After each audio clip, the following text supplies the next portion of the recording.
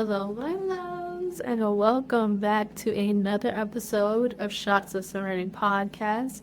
I am your host, Jasmine St. John, and this is a beautiful space to land where we love to explore ways to welcome peace and love into our lives through mindfulness, soul care, and self-exploration.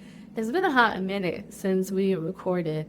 I have not actually been able to have the time or the subtleness in my nervous system to record since being out of town for my birthday trip. So I am excited, but also hyper focused on let's get this done. We are moving, grooving, all the different things. And so I have and will be updating what that looks like on different platforms, trying to stay focused and lock in on when we're having the pod and not randomly. So if this is your first time listening, hey love, thank you so much for joining. We really hope that you enjoy it here, and I invite you to subscribe, like, comment, follow us. If you're a returning listener, hello love, thank you so much for the support. This means a lot. We are slowly but surely entering year 6 of podding, and so really trying to understand systems and the fact that this is a media space and all the different things. So thank you for growing with me. Thank you for learning with me. Thank you for being patient. And we're excited to keep it going, keep it moving. So if you don't know, we like to start each episode off by asking, how are you genuinely doing?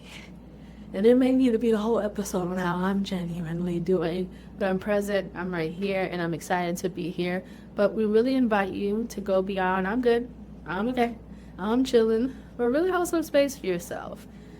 Check it, slow down, really use some emotion feeling words, if you will. If you have the space, allow yourself to journal, reflect, maybe write some things down. If you feel comfortable having that dialogue with someone that feels safe and supportive, to really check in with yourself.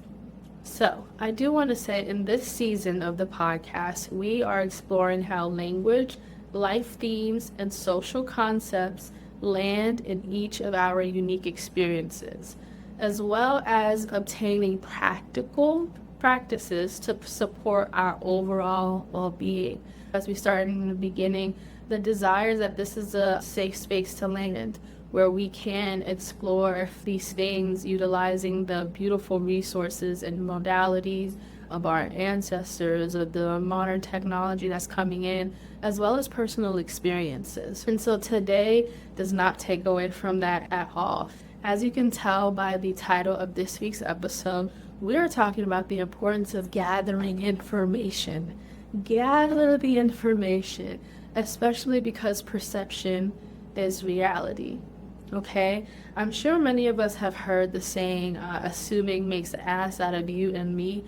We could have a whole conversation about how long it took my brain to really understand what that means in like the context of the wordplay, the letters, how they're arranged, and it literally almost spells out like ass, you, me, but also like the messaging around it. And from my understanding, when we just take information without actually investigating or daring to be curious, we don't have all of the information. And so a lot of times that means that we are responding with a lack of information. Therefore, we're not responding in a holistic way or in a well-mannered way. Or if we are having that lack of information, that may trigger a certain emotion, thought, feeling, thought process, or belief, which will also allow us to respond, which we've talked about, right, in a way that may not necessarily be as conducive or supportive to the actual problem or situation at hand. And so we're talking about the importance of gathering information, or even seeking clarity, if you will. 1, what is perception? Perception is actually a psychological phenomenon. It's not just a word, right? I think I'm in a season of really understanding that language is so important, and not just important within the fundamental definitions, but how we resonate with it individually, and of course at different seasons of life. And so perception itself is a mental process of identifying information. This is not just verbally. This is the experiences that you have and how you chose to conceptualize said information from your previous beliefs and understandings. This is your senses. What is it that you see, you smell, you feel, even your claras? What are you feeling intuitively? What is the information, the energy that you're reading? This is pattern recognition if we're talking about like actual relationships, and maybe it's a pattern that's been continuing. You're not just gathering or perceiving the situation by itself in isolation. Oftentimes we're perceiving this situation as well as all the other things that seem familiar to said thing. We've also talked before on the podcast that there's a such thing as schemas. So our brain's way of conceptualizing information and making these shortcuts so that we don't have to overexert ourselves. And when we think of how vast this process is in our psyche, in our mind, in our brain, it really invites us to kind of like slow down, right? Like not everything that we see, we hear, and we understand in the moment is the truth of the matter. It's fair, it's valid, it's your lived experiences, and so it's important for us to choose to honor it. But it's also important for us to seek some clarity, dare to be curious, and really analyze what is actually happening here. Because as we know, if we don't, that leads to misunderstanding, that leads to assumption, which as we started, that leads to you looking like a butt or someone else looking like a butt. That leads to friction, conflict, that leads to beliefs that may not actually be practical or supportive to your life. And it can lead to anxiety, depression, other mental health challenges because we are taking information one-sided. The therapist in me wants to highlight this does not mean that we should be, or it's conducive for us to be nitpicky about every single thing, because I think that's where an anxiety kind of comes in. But almost like that conversation that we had a few weeks ago about attachment, releasing attachment to how we expect things to go, releasing attachment on how we think we see certain things, and giving ourselves the permission to, one, either explore, or two, not create such deep meaning and deep connection with something and taking it and running with it. A very simple example of that, and more so on the attachment, is this potting endeavor. We've talked about the fact that we're about to hit 6 years, and respectfully, there are many things and approaches that I have took in the podcast over this time that maybe feels icky right now, or may not necessarily resonate, but it did with that version of myself. As we just mentioned, normally I want to like yap and catch you guys up and all the things, but I'm understanding that the podcast is for that, right? Like there is space sometimes to catch up, but that's like vlog vibes. That's a specific podcast on checking up. That is short form content. And that thought process may change, but I'm trying to do a little bit better on focusing and locking in on what we're talking about and not letting my ADHD go like this. Because that's how the brain be going like this. And so I'm learning to like, whatever this looks like. What can be helpful? As we talked about, we're having these conversations for awareness, for you to check in and see how you relate to them within the current season. But we're also going to be giving practical steps for further exploration, further awareness, or maybe even evolving in said thing. So what can really be helpful, as I've mentioned, is seeking clarity. Seeking clarity from yourself and seeking clarity from others. And so seeking clarity from yourself simply can be journal practices, right? Once we understand pattern recognition, once we notice how we relate to things and how we approach things, it gives us information, right? And so that's why I'm often saying awareness, no judgment. Awareness in mind, okay, this is how I'm approaching it. This is how I'm approaching it. Is this conducive to the overall goal? in a relationship, this is how I'm responding. This is how I'm taking my partner's responses. Is this conducive for the fact that it's us against the problem? Is it conducive for the fact that we want to grow and evolve together, and sitting in a space of nitpicking and finger pointing may not really be supportive to the overall goal? And sometimes that's a little difficult to hear, because my natural inclination is to yap, right? Our responses naturally is to get a little defensive when we do feel offended or when we do feel slighted by other people. And that is okay. That's the human experience. And how are we checking in? Are we asking ourselves, where do I want to go from here? Is this conducive in this season of life? Again, seeking clarity from others. What did you mean by that? When you said that, this is how this made me feel. Thank you for letting me know this wasn't your intention, but this is how it landed in my body. And I'm not gonna lie, it landed in my body in this way because I've had previous experiences where this person did that, and it was really triggering, and their intentions were not as kind as yours. So can you work with me? Can you be a little graceful with me while I also check in with myself? That seems so simple as I'm talking about it now, and it can be very intimidating in the moment, but putting in that practice, allowing yourself to be as naked and clear as possible, can be really supportive. A little bit of a tangent. It's interesting I'm talking about this because I am actually in the season where I am trying to find boundaries about over explaining or constantly asking why. And not because it's not supportive, but I'm understanding that that's not how everybody works. And it actually feels a little bit more unsafe when I am giving my all and then it isn't received with the care and the support that I need. But I'm still in the thick of it, so we're going to talk about it at another time when the healing is taking place. Right now, we're just being aware of it. So at the end of the day, it's important to understand that how we choose to conceptualize and interpret information will be the foundation of how we will respond.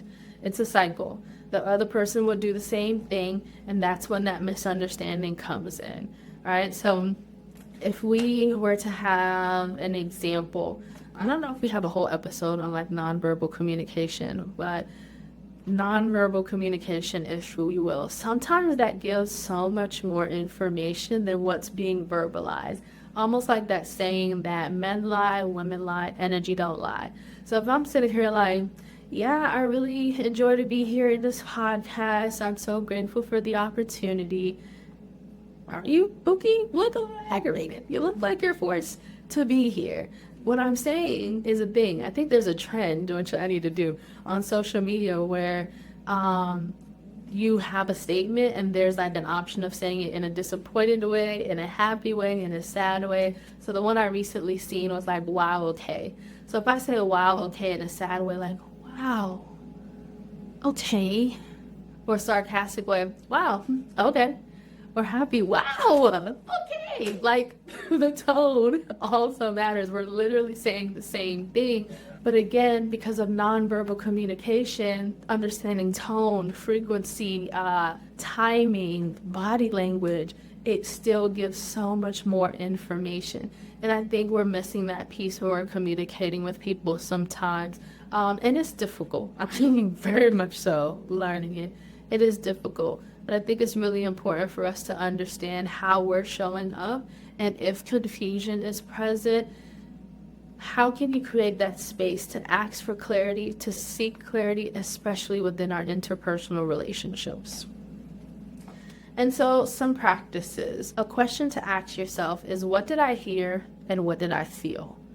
I heard you say, wow, okay, but I felt like it was very sarcastic when I was confiding in you in a very emotional, vulnerable space. Let's notice that. And I heard you, but my body responded.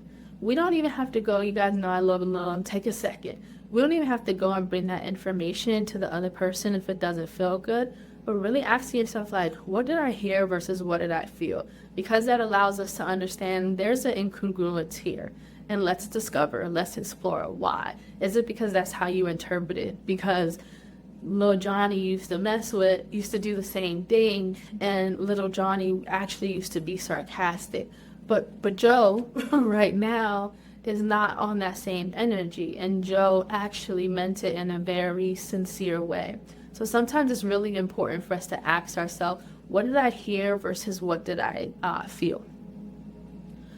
Also, what are the experiences that led to this feeling? Kind of like what I just mentioned. What were the experiences? Whether it's past experiences, whether you say, okay, that tone felt a little different. I heard Jasmine say she loves me, but that tone felt like it was out of obligation. Why? Why did it feel that way? And then a third question is information required here? Me, I want to know everything, chatty Tappy, I am learning. And sometimes some things are for us to check in, to work through, and to release on our own. Not all the time, and it pains me to say it, not all the time does the other individual often have to know. Very situational. If you need that person to be informed, or if you need clarity from that person, then allow yourself to seek that information, right? Or seek that clarity. And so asking yourself, is there more information required here? So again, 3 questions. What did I hear / feel? What were the experiences that led to this feeling? And is there more information required here? An affirmation that I want to share with you. Maybe we could take some time to kind of like check in where you are as this conversation is landing. And I mean, of course, safety, but if you can, maybe even noticing your body in this moment, taking some time to breathe into any spaces that have some tension. If you feel called, maybe closing your eyes or having a little gaze. Taking time to notice if like some connection with your body may resonate. And so I would love for you to repeat this affirmation internally as I say it out loud. I choose to see the highest version of those I interact with. Clarity is my partner in communication, and I choose to use it accordingly.